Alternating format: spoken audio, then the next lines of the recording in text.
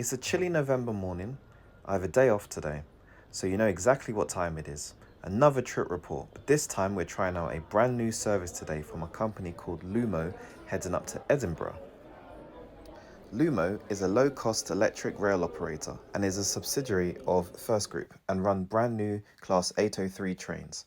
They launched on Monday, 25th of October 2021 between London's King's Cross and Edinburgh Waverley stations. They offer 5 trains a day up and down the East Coast Main Line.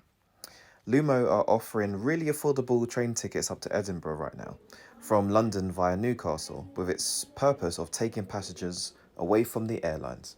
Let's see how this service stacks up as we take a nice 4.5-hour rail journey up north.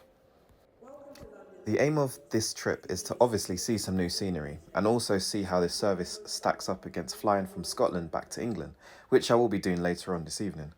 It is definitely cheaper, but do we lose some of the value and comfort? Come along with me on this journey and let's just find out.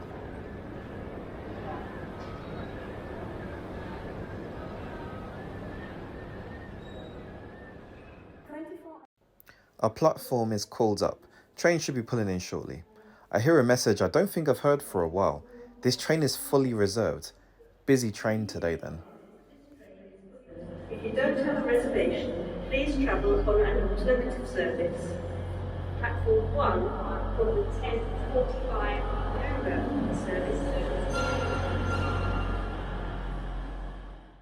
Here is our train pulling in from the depot. I think this might be another strategy from Lumo to maintain efficiency in service. They currently operate 5 trips to and from Scotland a day. And if you think about it, to ensure prompt departure, you have a clean, empty train, which means customers can jump on and get going. Kind of reminds me of a certain low-cost budget airline, don't you think? Speaking of certain low-cost budget airlines, Lumo trains are 100% electric and are claimed to be up to 6 times greener than taking a plane up to Scotland. We have about 10 minutes or so before we are due to depart. They say it's fully reserved, but the platform doesn't seem too busy from this end. Oh, wait, that's where they're all hiding. Now that's a lot of people jumping on this service today. It's all allocated seating. Total seating capacity is 402 passengers.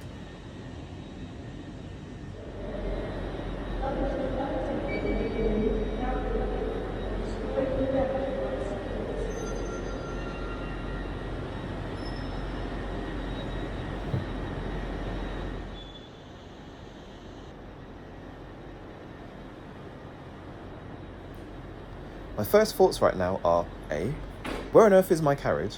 And B, how are we going to get everyone on board and seated within 10 minutes since everyone rushed at once to get on this train?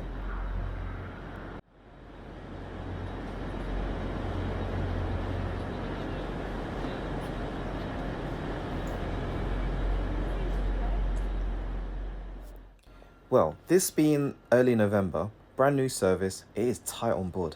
Get your bags on board and occupy the overhead racks as fast as possible. This was a full train and boy, this is going to be a long journey.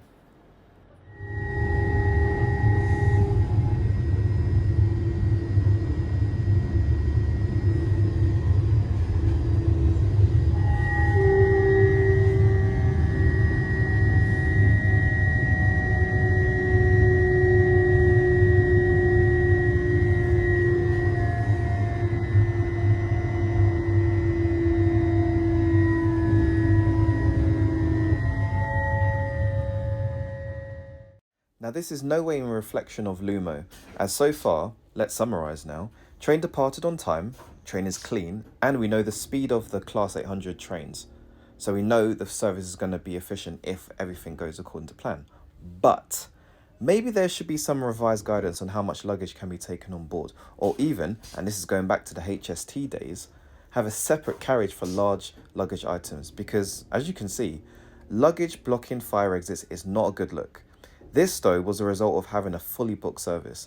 Looking through the website, though, they do have a service called Lumo Luggage, which handles times when you need to carry more than 3 pieces of luggage. Lumo Trains allows. Checking out the accessible toilet, standard Class 800 affair here, with toilet being clean and well stocked. Let's move on.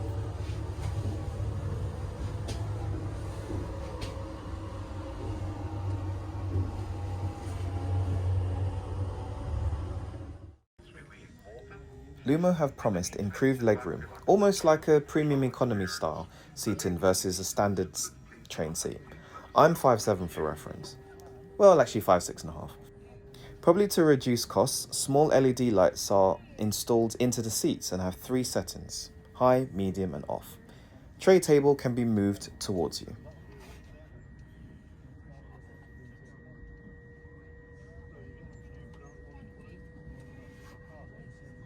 When you drop down the seat table, there is a decent sized table, not as big as the ones you get on first class on LNER trains. Lumo have opted for premium fabric for their seats, and they have been ergonomically designed and tested to promote good blood flow, so you don't lose feeling in your feet. Lumo's words here, not mine. Seating is in a 2+2 configuration.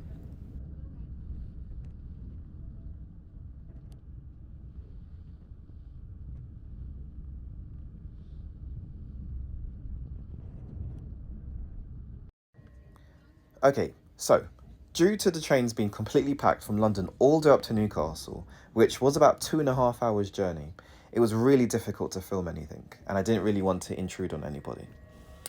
What you have missed though is that once the train hit York, it followed a loop which bypassed York Station, which is rare, as every train that heads up the East Coast Main Line would normally stop there. Looking out the window, you can just make out the Tyne Bridge, which goes over the River Tyne, which has some famous ties to the Sydney Harbour Bridge, which I didn't know that, as it was designed by the same people, Mott, Hay and Anderson.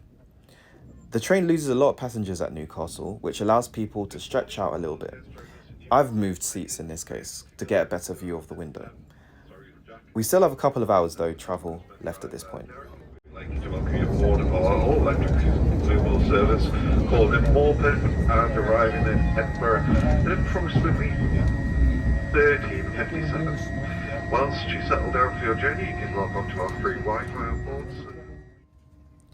Arriving at Morpeth now. Now, I have looked online, but I couldn't find the answer. So if anyone can drop this in the comments, that'd be awesome. Does anybody actually know the reason why this small station in Northumberland, with a population of just 14,000 people, is a stop along this brand new train route?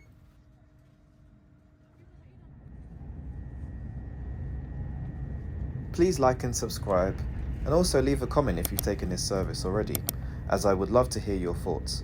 I'm on the road now to 600 subscribers, so would really appreciate the support. I also give thanks to everyone who subscribed and has watched along up to this point. Hopefully there will be plenty more interesting content coming soon for everyone.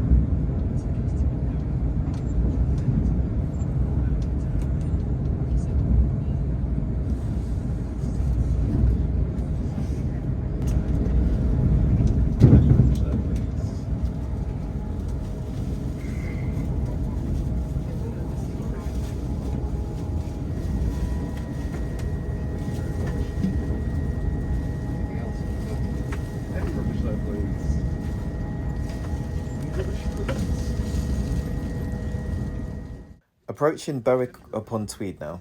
It is the northernmost town in England and is just 2.5 miles from the Anglo-Scottish border. Fun fact from Wikipedia, the town is located slightly further north than Denmark's capital Copenhagen and the southern tip of Sweden, further east of the North Sea, which Berwick borders. We pass over the Royal Border Bridge, a site which you really need to see in person to understand its scale. It was constructed between 1847 and 1850. You are carried 37 metres above river level as we cross the River Tweed.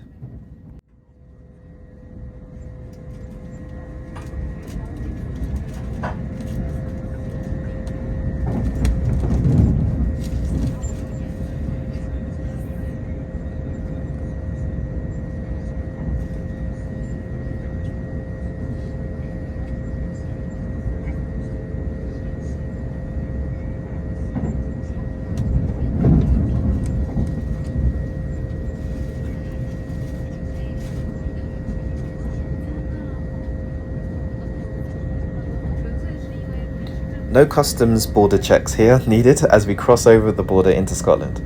There aren't any massive signs to indicate that you are in Scotland, as this would spoil the scenery. What you do get is a small sign which you're unlikely to see on board the train, but here's what it looks like.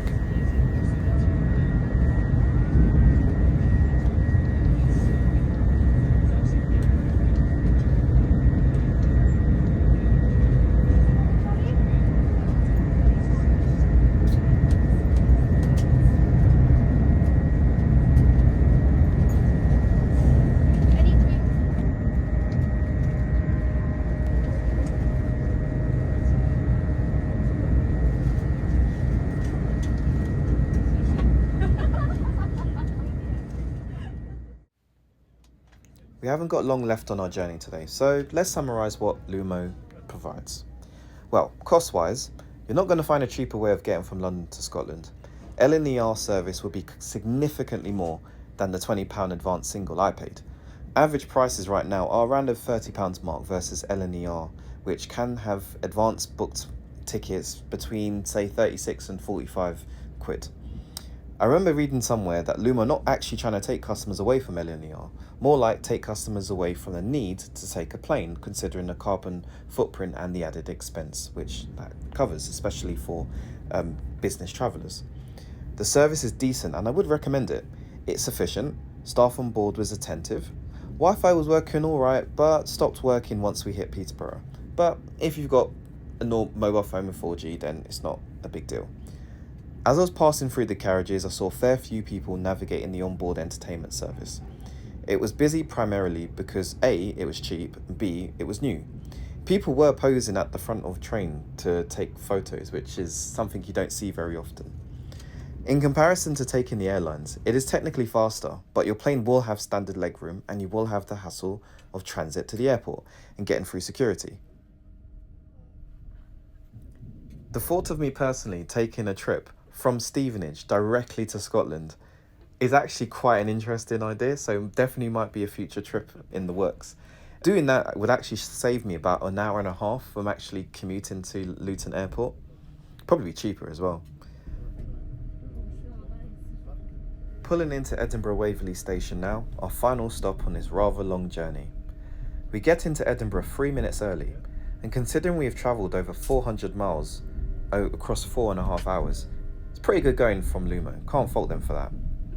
The journey cost worked out to about 4p per mile, so definitely good value for money, no question. I hope Lumo Trains releases some cheaper tickets, like 20 quid one way. That was quite a nice price to pay for a service like this, so I hope they bring that back, definitely. Thank you for joining me on this trip today.